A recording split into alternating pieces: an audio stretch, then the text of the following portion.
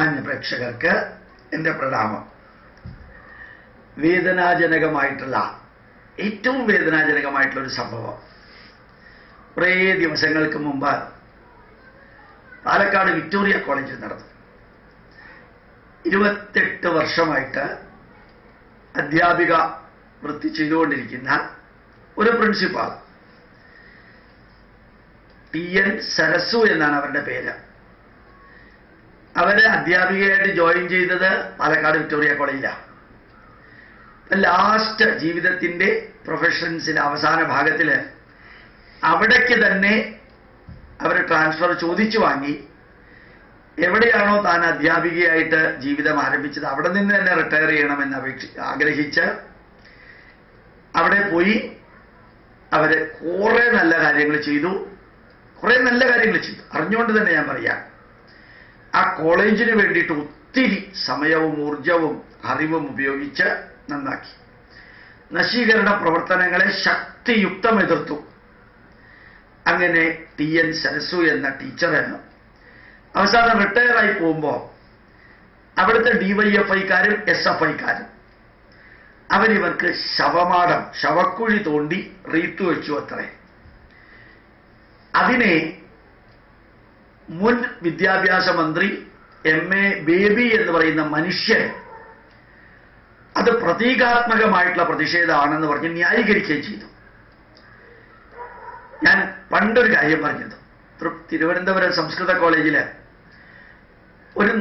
ഒരു നല്ല പ്രൊഫസറെ വിളിച്ചു വരുത്തി, 75 വയസ്സായിട്ട് പ്രൊഫസറെ വിളിച്ചു വരുത്തി ഗുരുപൂജ നടത്തുന്നതിന് അദ്ദേഹത്തിനെ ഇരുത്തി അവഹേളിച്ചു വിട്ട് അദ്ദേഹം കരഞ്ഞുകൊണ്ടാണ് പോയത്. അന്ന് ഞാൻ പറഞ്ഞിരുന്നു, ആ അധ്യാപകനെ അവഹേളിച്ച ആ വിദ്യാർത്ഥികളും അതിന് കൂട്ടുനിന്ന അധ്യാപകരും അവര് ഏത് അച്ഛന്റെ ബീജത്തിൽ നിന്നാണോ ഉണ്ടായത്, ഏത് അമ്മയുടെ അണ്ടത്തിൽ നിന്നാണോ ഉണ്ടായത്, ആ അച്ഛന്റെയും അമ്മയുടെയും ജന്മം ഒരു ഗതികെട്ട ജന്മമാണ്. ഈ ഗതികെട്ട മക്കൾക്കും ഗതികെട്ട അധ്യാപകർക്കും ജന്മം നൽകിയ ഗതികെട്ട മാതാപിതാക്കളുടെ ജന്മം അത് ഈ ലോകത്തിലും പരലോകത്തിലും ഗതികേടിന്റെ പരമകാട്ടയിൽ തന്നെ ആയിരിക്കും. ഈ അധ്യാപകനെ അവഹേളിച്ചതുപോലെ പാലക്കാടിലെ പ്രധാനാധ്യാപിക അവരെ എത്ര തിന്മ നിറഞ്ഞവരായിക്കൊള്ളട്ടെ, നന്മ നിറഞ്ഞവരായിക്കൊള്ളട്ടെ, ഒരു അധ്യാപികയ്ക്ക് ശവക്കുഴി തോണ്ടിയ വിദ്യാർത്ഥികള് അത് ഈ നാടിന്റെ ഗതികേടാണ്. തീവ്രവാദികളെക്കാൾ വൃത്തികെട്ട തീവ്രവാദികള്. ഇവരൊക്കെ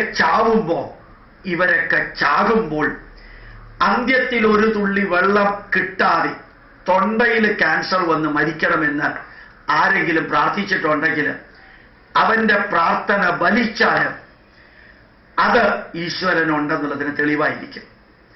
ഞാൻ ശരിക്കും ബഹുമാനിച്ചിരുന്ന 2 CPM നേതാക്കന്മാരാണ്. ഡോക്ടർ തോമസ് ഐസക് നല്ലൊരു മനുഷ്യനാണ്, പൊളിറ്റിക്കലി അല്ല, അതിനേക്കാൾ നന്നായിട്ട് ഞാൻ ബഹുമാനിച്ചിരുന്നു തുളസിമാലയിട്ട് തൻ്റെ മക്കളുടെ വിവാഹം നടത്തിയ MA ബേബിയെ. ആ MA ബേബി എന്ന് പറയുന്ന മനുഷ്യൻ ഈ വിദ്യാർത്ഥികളെക്കാൾ നികൃഷ്ടനും നീചനുമായി തരം താഴ്ന്ന് അതിനെ ന്യായീകരിച്ചപ്പോ ഞാൻ ആലോചിക്കുന്നു, നിങ്ങളുടെ മക്കൾക്കും നിങ്ങൾക്കും ഇതേ ഗതി വരുന്നൊരു ദിവസം ഉണ്ടാവും. പാർട്ടിയിൽ ഇപ്പോൾ ഉണ്ടല്ലോ, പാർട്ടിയിൽ നിന്ന് പുറത്തു പോകുമ്പോ വീട്ടിനകത്തിരുന്ന് കരഞ്ഞ P ഗോവിന്ദപിള്ളയെ പോലെ നിങ്ങൾ കരയേണ്ടി വരും.